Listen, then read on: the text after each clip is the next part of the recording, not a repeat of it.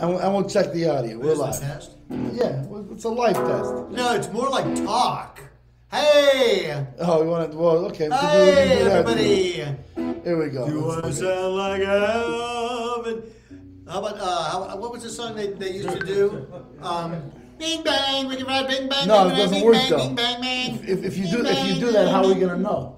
Oh, that's right. Bing bang, we're gonna do bing bang. There you go. Bing Okay. bang, Here we bing go. bang, This bing looks bang, like us, right? Bing bang, bing bang, bing bang, bing bang, bing bang. Sound all right? Okay, and we're live. Go, take it away. What do you Oh, think? that's live. We're live. Yeah, well, it has to be. Otherwise, how do we know? Okay. Well, let me turn this on. Let's turn this quiet now. Okay, what are we playing? What do you got on the first on the? Oi, why? Yo, why? Yo, Oi, why did he do? Why? Yo, why? Oh, Go. Who's the tambourine? Slide it over. There we go. Slide it up. There we go.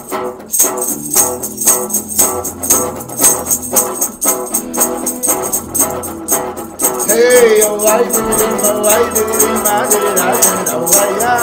Hey, did it, oh, I did it, I did it, I am. Hey, oh, I did it, oh, I did it, I did it, oh, I am. Oh, I did it, hey, did it, I did it, oh, I am. Hey, I did it, oh, I am. My, oh, I did it, oh, I am. My,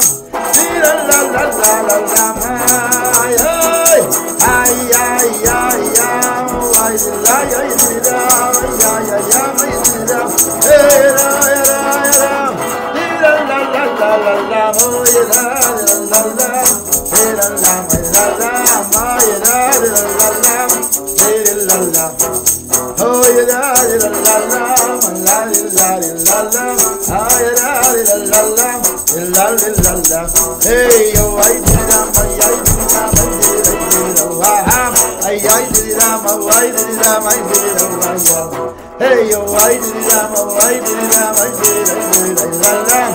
Hey, did it, I did it, I did it, la la. Hey, I did it, la la, oh, you did it, la la, ya. Oh, you did it, la la, say la la, oh, you did it, la la, ya. Hey, yo,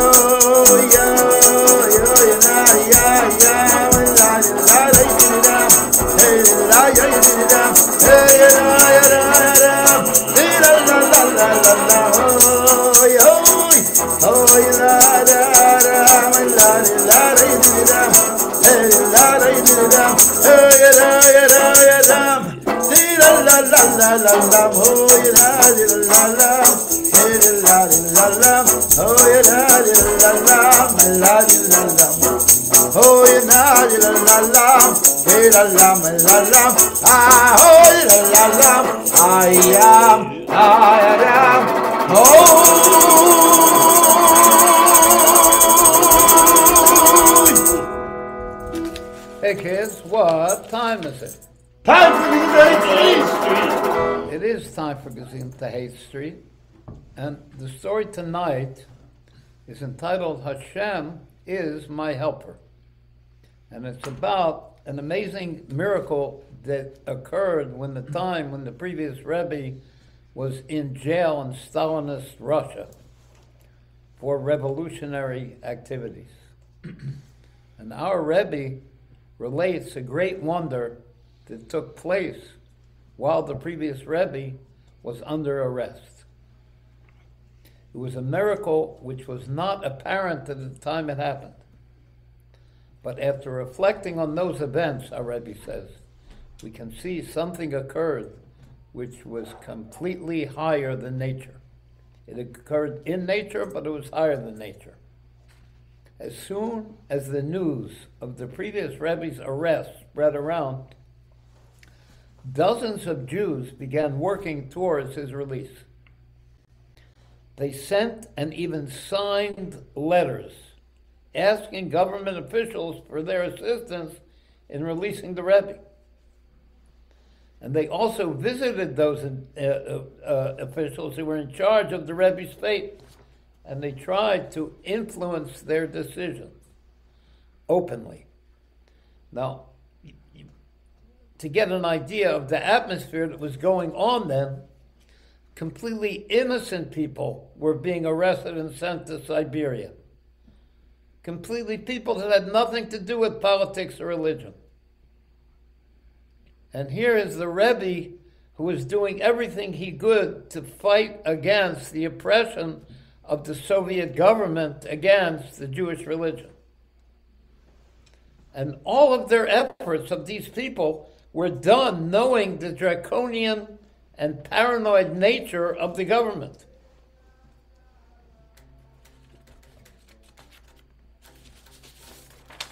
The previous Rebbe's Chassidim in particular were closely monitored by the secret police for any sign of rebellion. And for their part, the Jews who worked to save the Rebbe knew that they were being watched and their movements were being documented. Nevertheless, we see a wondrous thing. Not one of those Jews was harmed. Not in body, not in soul, and not in their money and their livelihoods were affected. True, our sages say that those who are involved in mitzvahs are protected from harm. In this case, however, these Jews knowingly went into great danger, which typically negates the protection offered to one who's doing a mitzvah. The wonder is even greater in light of the reality that both before the arrest and after his release, many connected to the Rebbe were ferociously persecuted by the government. So this is the miracle that these people worked for the release of the Rebbe, even though they exposed themselves to the government. Nothing was done to them. Furthermore, their going unscathed was an even greater miracle than the unexpected freedom of the previous Rebbe. The previous Rebbe getting out from Stalin's government was a big miracle. Once they had him, forget it. His release was apparently connected to natural means, pressure on the government from both inside and outside of Russia.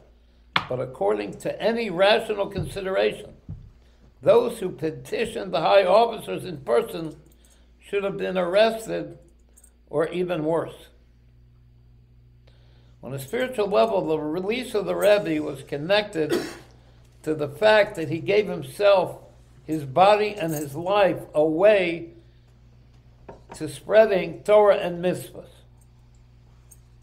And as well as the merit of his ancestors, the Rebbes who came before him. Still, his release came only after the pain of prison, torture, and exile. But among the Jews who worked for his release were those who didn't devote their lives to Torah. They weren't even religious. They even included people who are not observant at all. It's possible that the Rebbe either brought about or explained or both their amazing protection when he said a mimer immediately after being informed of his imminent release. And the Hasidic discourse, he said, began with the verse from King David's Psalms, Havaya, the ineffable name that's spelled a Yud and a Hey and above and a Hey, is my helper. That was the beginning of the discourse. And this appears to imply that I have many helpers, and Havaya is one of them. But really, there is nothing other than Hashem, who helps in every respect. Through this, the previous Rebbe ruled legally. he made it sucked in this discourse that all those who helped him should be saved, not through the Rebbe's merit, nor from their own merit, but through the one who is alone, from Hashem. And the reason is that their efforts did not involve, the reason they could get off from any kind of consequences, their efforts did not involve logic or weighing consequences. So the assistance they received was from a source beyond logic, which is Hashem. And such a unification is impossible to reach by natural means, only through complete self-sacrifice. That's what these people did. They sacrificed themselves to try to save the Rebbe. And that's what got them out of trouble, because they were able to connect straight with Hashem. So really, they never put themselves in a position where they would need a miracle to be saved. Rather, their actions were the manifestations of the name of Vayechi, the name which indicates Hashem's transcendent over nature. Accordingly, one might assume that they deserve no reward. After all, they didn't do anything special in reality. They just gave themselves away. So you would think they shouldn't get a reward for going into danger. God forbid. Because the assistance they provided the Rebbe was truly from Hashem. But the Holy One, Hashem, does not hold back the reward for any of his creatures. And certainly not the reward due to those who put their lives in line to free the Rebbe. Jews have free choice. And when they choose to help the Rebbe, they become helpers. And therefore, they receive the reward for their help. We also have a Rebbe, and we're able to help our Rebbe without putting ourselves in danger. So why shouldn't we do it? It's a matter of loving another Jew, doing something good for another Jew, helping him to do a mitzvah, teaching him an aleph if he doesn't know one. Therefore, they receive the reward for their help. And this does not contradict the fact that the ultimate helper is Hashem himself. When he shined through and revealed himself through these helpers.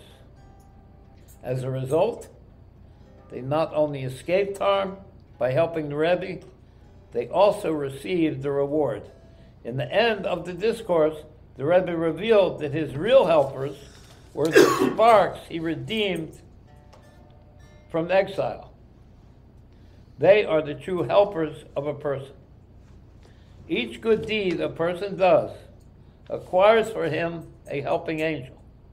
And just as his students, whom he chose and who chose him, became his helpers and are considered his children, in the same way, these spiritual helpers are also considered his students and children.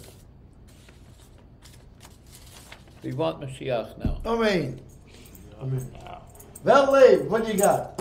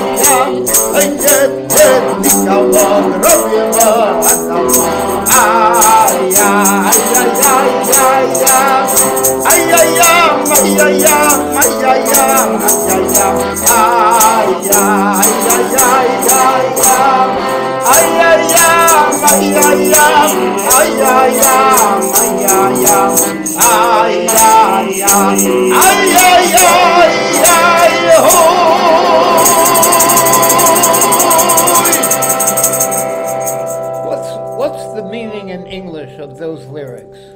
It means there is nobody besides God, and the other part in English is ay. That part I remember. You know, you remember that part, right? You remember Label told us his son was in the shower singing the song. And he's singing, yet, Nikovo, Russian words. Yeah. Okay. Okay. And You now, have the file there? yeah, now for the Wait, Chassidus. let me just introduce what's going on. Gimel Elef took a snow day. He said he's very old and he's His knees hurt. afraid of slipping on the ice and breaking his hip. So therefore he'll be back next week. So tonight, Mendel is going to go over and review what we had last week, which is you are one, your name is one, and your people is one people in the world. I think what he actually said was he was too hip to break a hip. Too hip. Okay, so it says, this is from a mimer from the Friedrich Rebbe, from No, it's the Rebbe's mind. The Rebbe's mind. Explaining the Friedrich. Plain for the mimer of Teskis. So it says in Mincha and Shabbos, say Ato Echad v'Shimcha Echad, the Mika Amchi Yisrael Yechad Ba'aretz. Mincha on Shabbos means the afternoon prayer that we say on Shabbos. And it says that thing, you're one, your name is one, and your people is the one people in the Mincha world. is also the meal offering in the Beis Mikdash. Yeah, it was the meal, yeah. Well, that was in the afternoon, so Right, this yeah. prayer is in a substitute. Yeah. So it says in this prayer, Ato Echad, you are one, Shimcha Echad, your name is one, Umika Amcha Yisrael, and who is like your nation Israel, Goy Echad Ba'aretz, one nation on the land and on the earth. Now, we know it also says, where does it use the term one, Echad, is also by the creation of the world, Vayi Erev, Vayi Baiker, Yoim Echad, and it was the evening and it was the morning of day one. But which of course we know that when it talks about this was one of several days. There were more days to come after. So this is an interesting term to use when we're talking about Hashem, because Hashem is Yochid. He's the only. He's not one. He's not just one, and there's others, or even one that's made up of parts.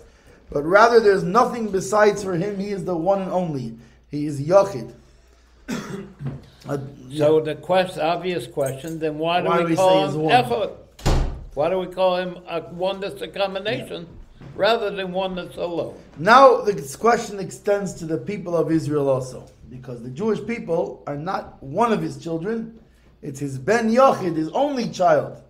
So why does it say about Israel, Goy Echad, one nation? Because this is a nation that's like an only son. So this is, like a parents who have an only son. It's not just they love him more than the other sons. It's a total and absolute love. Yeah, so why does it say, the question is the same. Why does it say Goy Echad, one nation? So the Mincha starts Echad and not Yachid. What does it mean Mincha starts Echad and not Yachid? No, I think what he wants to say is that the Mincha prayer of Shabbos in general, expresses a level of revelation of godliness that's higher than being connected to worlds. Like on Shabbos, we don't cook, we don't turn on lights, because we're higher than the nature of the world completely. And Shabbos in general illustrates that. And particularly Mincha on Shabbos is a special illustration of that. And the third meal that we eat is a meal where it's higher than eating. A lot of people don't even eat at that meal. Yeah. Oh, yes, and then there's another question. Especially in Mincha Shabbos, you should see Yachid, because it does not connect it to outside at all. And we know that Echad, on the other hand, is the unity of details. Like when we have one person. A person is made up of parts. He's not just one simple unity, but rather he's made up of parts. However, Yochid is a higher unity than this. It's a unity that's higher than details. Just like we know that the Yechida of the soul, the highest level of the soul, which is just like Yechida is similar to Yochid, it's a simple power. It doesn't the individual powers are not yet defined there. Even though they come out of the Yechida, and we have to say in some way they're included in there, but they're not in there as any separate sort of parts. Rather, it's one simple unity. And Hashem is, we say by Shema Yisrael, Hashem is one.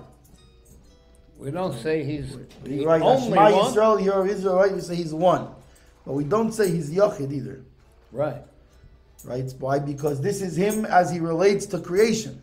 Oh, so that's a hint why we say in Mincha that he's one. Meaning once we understand why we say by Shema Echad, that he relates to creation, and therefore that there is a superiority over this combination of parts one, over the unique one. There's something even greater than the Yochid. Wow. Okay, so therefore, after creation, he is one. As opposed to alone, because now there's a creation. One in the heavens and the earth and the four directions. Yeah. And there's the three. Yeah, that's the three levels, right? From Echad. Echad is made out of three letters: Aleph, which is the numerical equivalent of 1, and Ches, which has the numerical equivalent of 8, and Dalet, which has the numerical equivalent of 4. That he is one. He is Echad in the 7 heavens and the earth. That's the Ches, the 8, 7 heavens and earth. And he is one in all 4 directions. That's the Dalet, Echad. And they are all nullified to this Aleph, which is the first letter of Echad, which is one. The one. Yeah. And this is Havaya Echad and not Havaya Yochid. Not the only, but rather the one. Because there wouldn't be a heaven and earth, it was the only. Yeah. Because the world, even though it's completely unified in Hashem, but the world has many particular parts of it.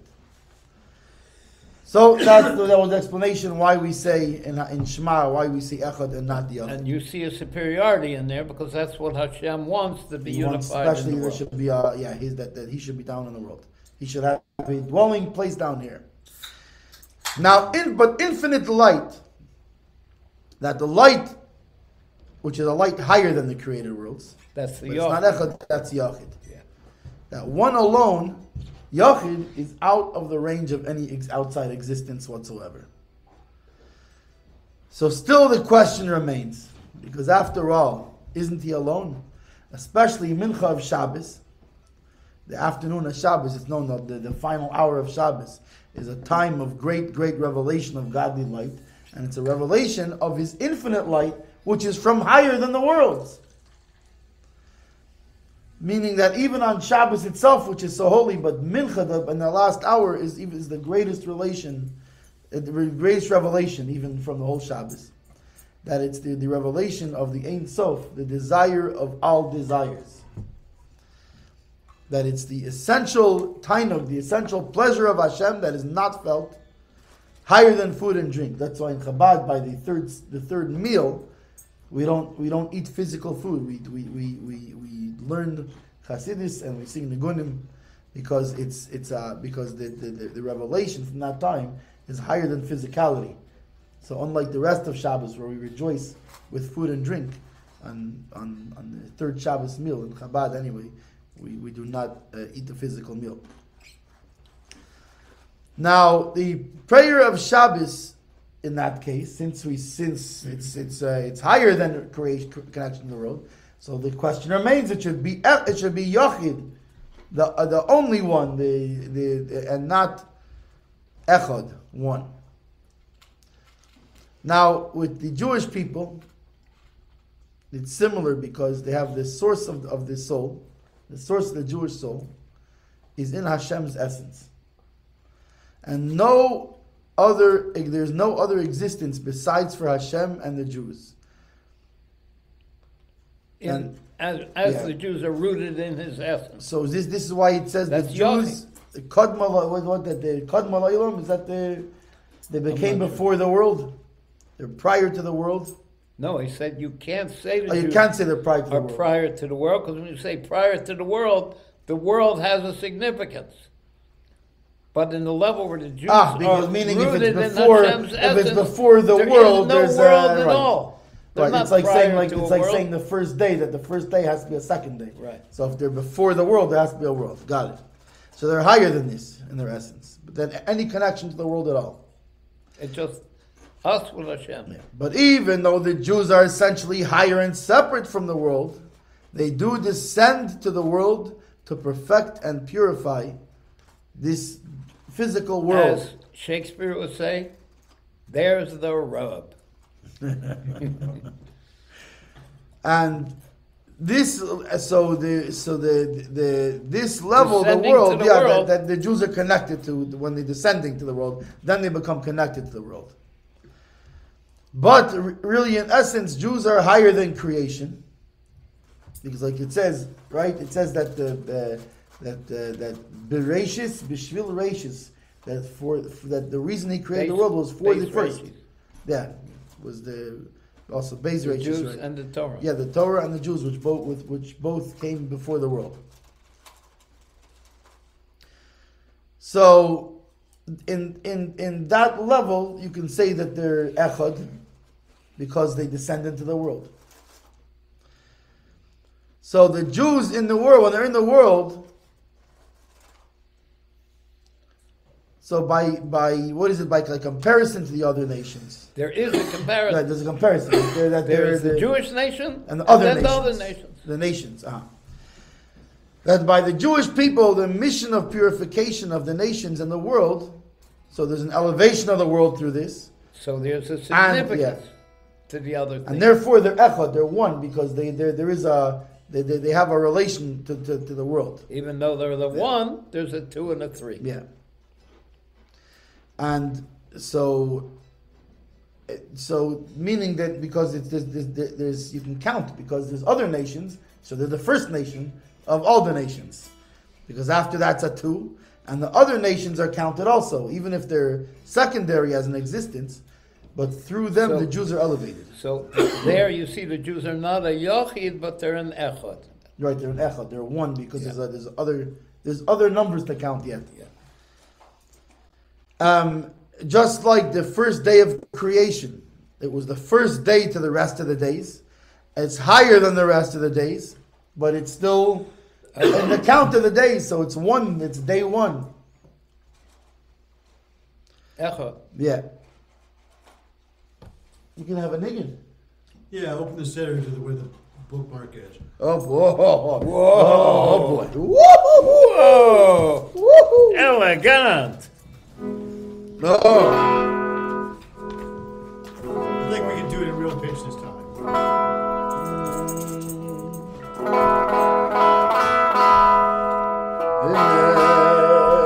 Is that what you want me? Yeah.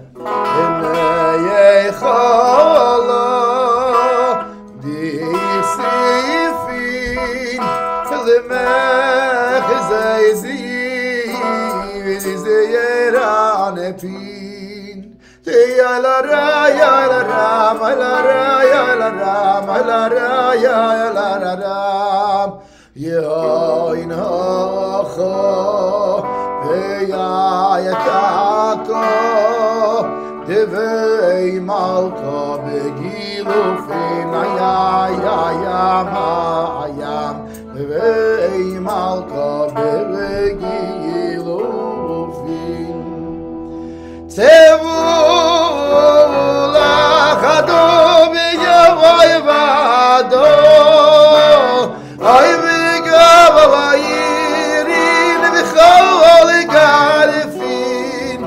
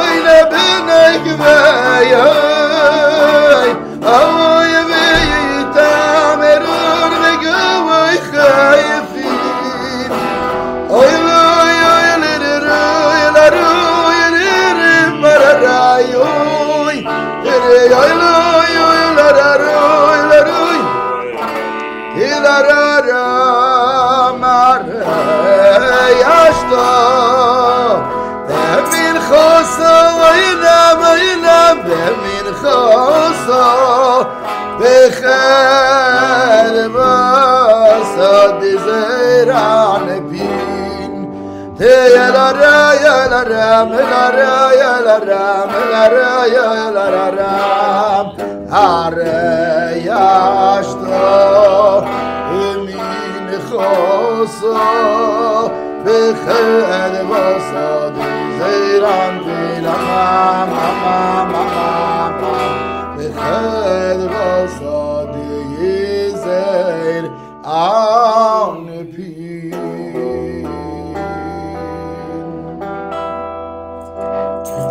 And that Nugan expresses the special thing of the afternoon time of Shabbos when Hashem's essential pleasure in his own essence is revealed. Like we said about the time of Mincha of Shabbos. Okay, weiter on the Chassidus. So, the Maimer calls the Jewish people the only son. Not just a son, but an only son. Not with siblings. Yeah. That his love for the Father and his Father's love for him is great and exclusive, incomparable to the love for a son who is among others. This metaphor illustrates how the Jewish people are the only son of the unique one. That the love of Hashem for the Jews and their love for him is special, unique, and incomparably greater than to other peoples. So even when they are in the world, meaning even when they're not just in the level of soul that's above descent in the world, they actually descended literally into the world, then this love for each other is special and unique, even down here in this world. So how then can they be counted among the other peoples? And they should be called, therefore, Yochid, Goy Yochid, not Goy Echad, not one, but unique. However, he slugs up the metaphor. How do you counters the metaphor? It's actually almost more like he destroys the metaphor. Why? Because really, parents, they love all kids equally. Meaning, even if they have 2 kids, it's like they're 2 only kids. If they have 3 kids, they're 3 only kids. What's the story? You remember there's a story about from Rabbi Schwartz. Yeah. Who said when he had his first kid, he had complete love for that kid, and he didn't know if he'll have a second kid, if he'll be able to have any love, but sure enough, he had a second kid, and a new love jet opened up in his heart. And he had a third one, and the new love jet opened up in his heart. And every time he had a new kid, a new love jet opened up in his heart. So it's not that he has a less of a love for every child. There's just as much love for each child. Aww. Isn't that beautiful? That's sweet. Isn't that beautiful? Doesn't get you right here. Yeah, it sure does. Everything in the lower source on high. No, everything down has a source on high. Everything Everything down lower here in the world has a source that's up high. That wasn't his mistake. It's a mistake in the writing. And the supernal source of love for kids by their parents is the same thing of Hashem's love for the Jews. And the source of love of the kids for their parents is the love of Jews for their Father in heaven. Meaning all parents' love for their kids and all kids' love for their parents is sourced in the relationship of between Hashem and the Jewish people. And I have a story about this that I may have told before, but it's such a beautiful, powerful story, I'm going to share it again. I once asked Rabbi Tzvi, who's one of the heroes of the Jewish people, why is it that I love my children with such an essential love? Why isn't it enough that I know they're my kids and I have to take care of them? And they're special for me and I'm special for them. But why such an essential love? Why do my kishkas twist up when the kid falls down and hurts his knee and starts crying? And he thought for a second, he said, because Hashem wants you to know how he loves you.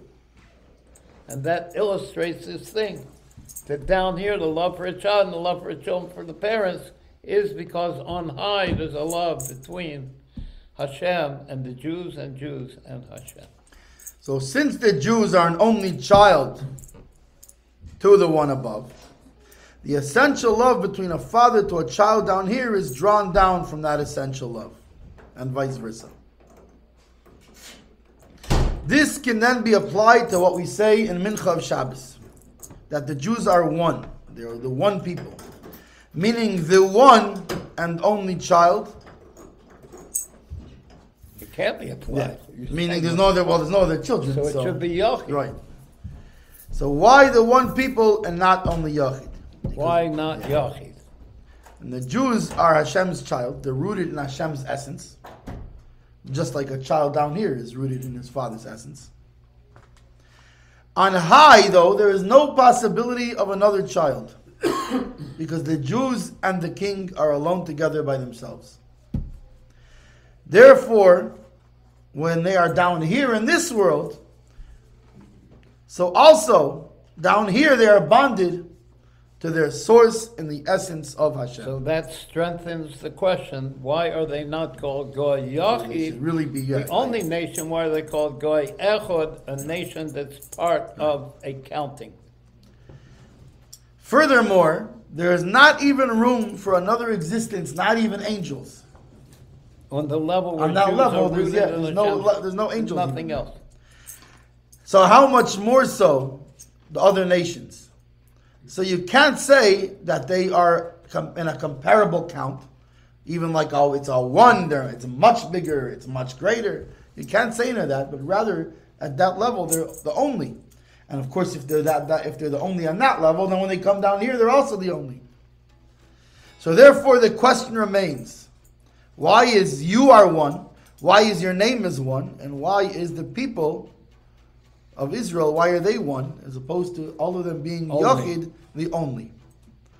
So to explain the reason and superiority of Echad, why Echad is actually superior. So we have to look at the difference between the metaphors of a light and a name. That there's a metaphor for Hashem. These are metaphors for manifestations of godliness. Yeah, there's his name and there's his light. And each one has a superior quality. Light is revelation. And light reveals the source of light, the luminary. And he doesn't say it, but the way I understand, the luminary means the infinite one, the Ein Sof. And the light is called the Or Ein Sof, the infinite light. The light of his So the Ein Sof. infinite light reveals the infinite one. Right. On the other hand, the name does not reveal the essential being. Because, for example, you could have 20 Mendels, and they're all different. By the way, most of them are wild. But you could have them. But you could have it still. Even so, amongst Mendels, you could have 5 Shmulis, and they're all completely different. They're different in their intellect, in their emotion, in their personality. Showing that name is a hidden thing. But with lights, you can know the luminary, even though it's not of the same quality as the luminary itself. When you see the sun, a ray of the is, sun, it reveals it the reveals sun. that the sun. Yeah. A ray of the moon reveals the moon. Yeah. A ray of a candle reveals the candle. Yeah. So, like for example, but however, by a name, when you call somebody by their name, they turn around. The person They turn himself around, turns yeah. around. Yeah.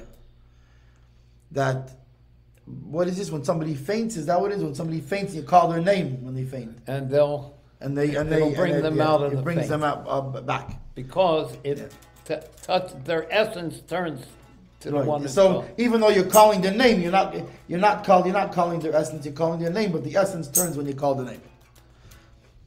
Whereas the light is not the same thing. When you're sitting in the light of the sun, for example, you're not sitting on the sun.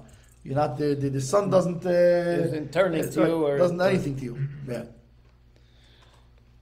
So in the essence of Hashem, there are 2 dynamics. There is the essence itself, which is higher than the luminary, meaning The infinite one. Hashem himself, not his infinite manifestation. Even higher than his infinite manifestation. Yes. In other words, Hashem, there is the infinite light. And the infinite light reveals that Hashem has a quality of infinitude. But Hashem has a whole bunch of other stuff that is not revealed by the light. And that's the level that's higher than the luminary. Correct. And the second level is the luminary, that light shines from it. But the essence of Hashem is higher than this. And how do we connect with the name of Hashem? By calling his name. When we call his name, it reveals the one who was called by the name. Even if the name isn't an actual, a true reflection of his essence, but when you call it, his essence turns to you. It turns around, it turns to you. I have a... Except when he doesn't want to. No, when he might not want to, but you call somebody by name, he turns. Anyway, that's what he's saying here. And he's talking about Hashem. When you call Hashem, and he's going to say that how do Jews call Hashem? By doing Torah and mitzvahs. That's calling his name. But I just want to share this idea of calling a name. It's a very practical thing that the previous Rebbe said, that a chassid who's a chacham means a wise chassid, has a personal meeting with the Rebbe every year. And how does he accomplish it? The previous Rebbe was going to jail, and he was telling the Chassidim how they could have a private meeting with him every year. He said, by imaging yourself in front of the Rebbe. He said, you might think it's an imagination, but it's not. Because if a bad thought takes you to a bad place, how much more a good thought takes you to a good place? And this is the reason I'm bringing it up now, because he says you might think that you have to be a very high-level chassid who's very involved in service of the Hasidic way of life. Like, in other words, a big chassid like Rabbi Reichik, Olav Sholem, or Rebbe Mendel. And the previous Rebbe says, no, to accomplish this thing you don't have to. Because when a little kid calls the king by name, the king turns to him. And that highlights this thing that we're talking about. And the third part of it, he said, and it's not hiskashrus. Hiskashrus means two things are bonded together in a knot. He said it's the vekus, the two things become one. And by imaging yourself in front of the Rebbe, in that instant you will become one with the Rebbe. That's why it's called Yechidus. That's what we're talking about. Yachid, one alone. The Jews alone with Hashem. Achdus. Achdus? It's Achdus? I never knew that. Oh, I don't know. That one, do the Clever. All right.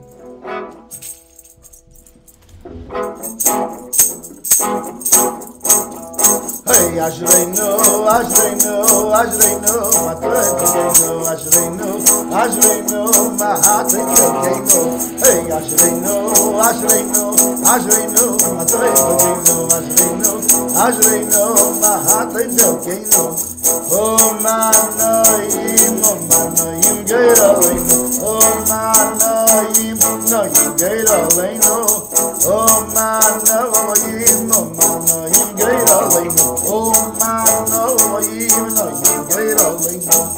oh my yo for you shopping. My yo for you shopping. Oh my yo for you shopping. Oh my yo for you shopping. Oh my no, you get on. Oh my yo for you shopping. Oh my, no, you get away. Oh my, yo.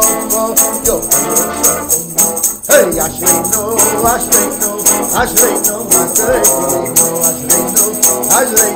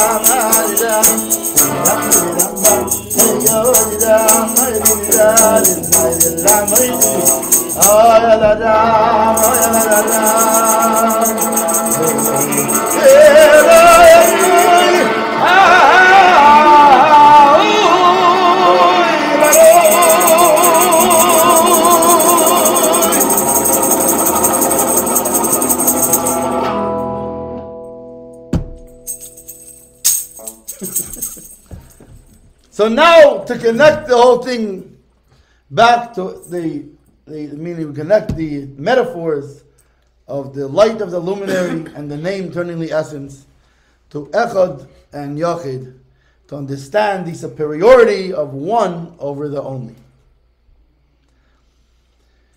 That which one reveals that the Echad, even though the luminary is a truer reflection, the Yachid is like a truer reflection, but the Echad, how he is in the world, reveals Hashem himself. It reveals him in creation. That it doesn't have the superiority of the revelation, because obviously there's a higher, I guess, a bigger revelation. And I think what he's saying there in the mimer is that Echad itself, without the revelation, has a superiority. And the superiority it has is that Hashem wants the creation to be a unified mechanism that is working together to accomplish his desire. So it has a superiority of Yachid because this is what Hashem wants. And since it has that superiority, Hashem is in there while it's happening. But it's not the level of the revelation of name, which is the revelation of Hashem's essence in the creation of Hashem himself in the creation. He wants this world to be a dwelling place for him, not just a world where his desires are being accomplished. Because Hashem travels 500 years to acquire a name. See, Moshe, you only have to wait 8 days. Hashem traveled 500 years to acquire a name. And the source of the name is higher than the source of the light. But it's hidden. Acquiring a name means that the name will be revealed. At which time both aspects of the essence of Hashem will be unified, meaning the name and the light become unified. And drawing down the essence, then the superiority of the name, right? Because it draws down, it makes he himself turn. But revealed like a light, that it shows the true essence. Won't be hidden. Yeah. And this is Mincha of Shabbos. That Mincha of Shabbos expresses Hashem's oneness. You are one, your name is one, and the people of Israel are one nation. Rather than Yachid. Because the revelation of the Ein Sof, Yachid, does not leave any place for worlds to exist. So therefore Hashem hides himself.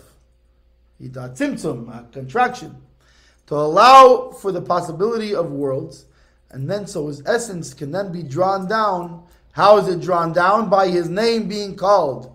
And how do they call his name, Moshe? Doing mitzvah Torah. Yes! You got it. Yes, that's it. By learning Torah and doing mitzvahs, exactly. Way to go, Moshe. And then he becomes like Shema Yisrael, is Moshe's favorite passage. Shema Yisrael, Hashem Elokeinu, Hashem Echad. That he becomes one in the Aleph and the Chesna Dalid. The one is drawn down into the 7 heavens and the earth and the 4 directions. And the hidden level of his essence becomes revealed. And that's why you are one, because he becomes revealed down here in this world. That the Or Ein Sof is shining. What's that? In the Or Ein Sof, the infinite light, shines in the physical world. So wait. On When's this happening? Gezintahait Street. Is it like on Gezintahait? By doing Torah mitzvahs, we call him and he turns to us. And But the That light perfection of it shines. will be when Mashiach comes. That's the reflection of it. No, not a What did you say? reflection. The revelation. The revelation of it. Where God's going to be here, living with us, here in this world. Wow. Yeah, man. Ain't yeah, that gonna so be that's the the hoot. so that's by doing Torah mitzvahs, and especially there's also a special time Shabbos afternoon when we say Mincha on Shabbos. We draw down this we call his name. No way. But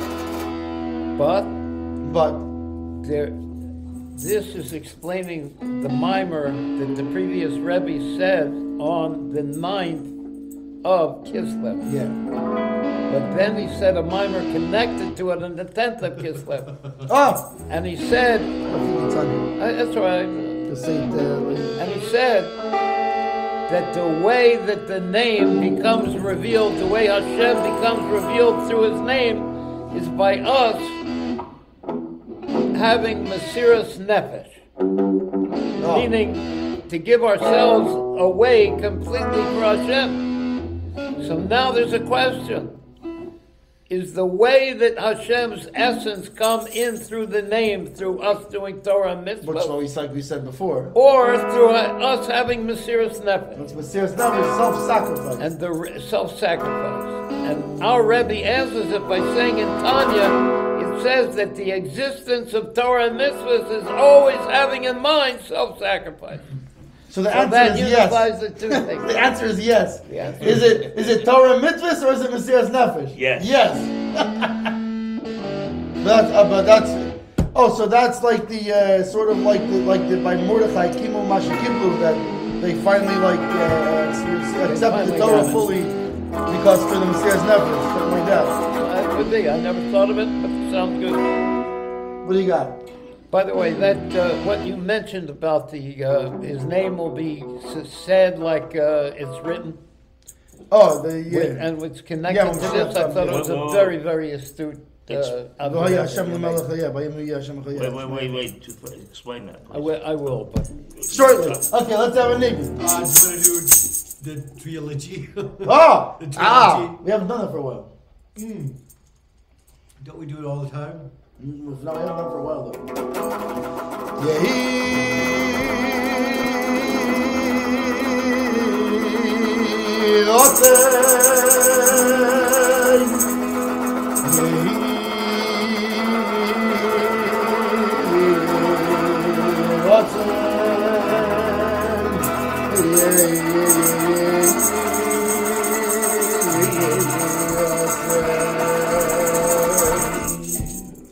Yehi Ratzon Lefanecha Hashem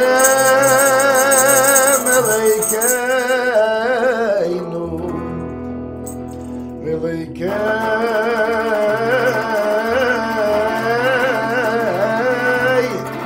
Aviseinu.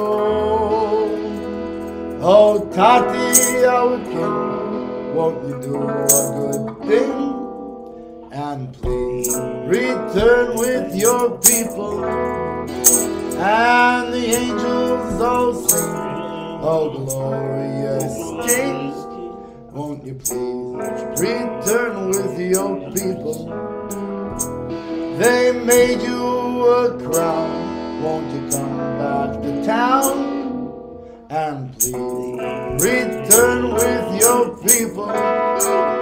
Oh, Tati, our King, you know it don't mean a thing unless you please return with your people.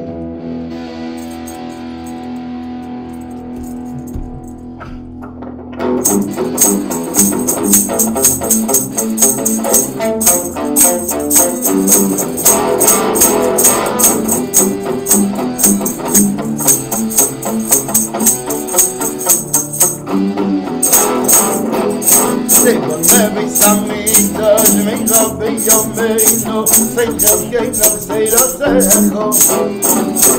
Say what every Sami does, make up in your meino. Say just game, never say the seco. Hey, say what every Sami does, make up in your meino. Say just game, never say the seco. Say what every Sami does, make up in your meino. Say just game, never say the seco. Say what every Sami does, make up in your meino. Say just game, never say the seco. Say what every Sami does, make up in your meino. Say just game, never say the seco. Hey, say what every Sami does, make up in your meino. Say just game, never say the seco. Say what every Sami does, make up in your meino. Say just game, never say the seco. Say what every Sami does, make up in your meino. Say just game, never say the seco. Say what every Sami does. Dime hey, oh hey, what is it again? Say